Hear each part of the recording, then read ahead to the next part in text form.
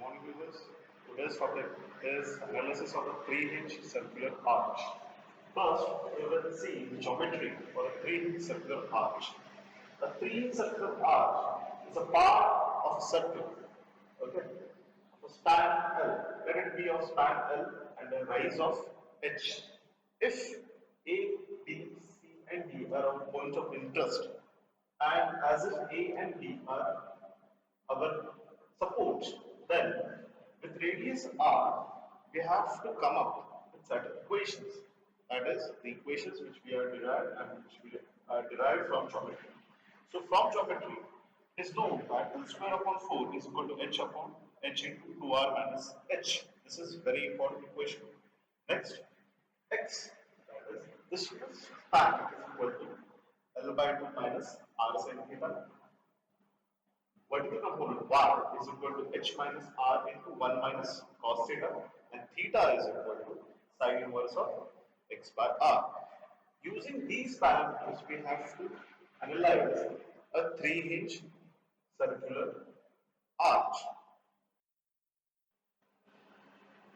The problem given is of a 3-hinge arch of span 40 meter, rise 8 meter, hinged at A, C, and B. With this, the span is loaded with 20 kN per meter of a UDL from left hand to midpoint of the arch. Similarly, a 100 kN point load is loaded at the midpoint of right half. So we are supposed to find support reactions, shear at point D, and normal thrust at point D. So this point D is 10 meter from left. So the first step is to calculate support reactions, wherein to get it, we will take moment above point A, let clockwise moment be positive, which gives us our B as 175 kilonewton. Now, doing summation B, we can get RA, so RA turns out to be 325 kilonewton. Next, calculating horizontal thrust H.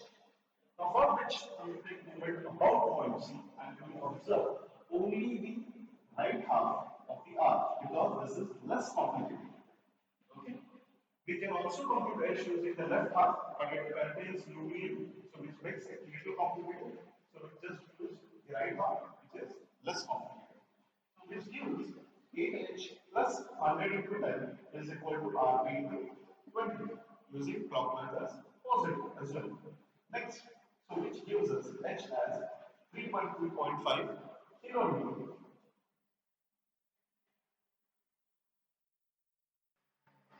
Next step is to calculate radius of arch. Now to calculate radius of arch, we will use the equation which we derived earlier from geometry, that L square upon 4 is equal to h into 2r minus h. This gives us radius as 29 meter. From this, we will compute slope at point D. All we are doing this is to get parameters at point D. So therefore, to compute slope at point D, we need sine inverse of x by r, where x is distance of point D from left end. So which gives us 10 upon 29, hence slope at point D is 20.17 degrees. With this, next step is to calculate shear at D. Compute shear at D.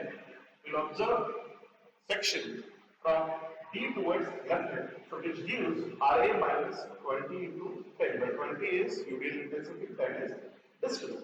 So which gives shear at D as 125 kilonewton.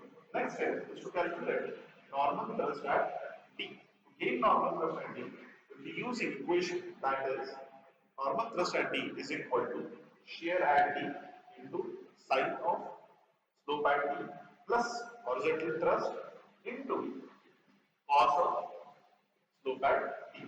This gives us normal thrust at D as 336.43 kilonewton.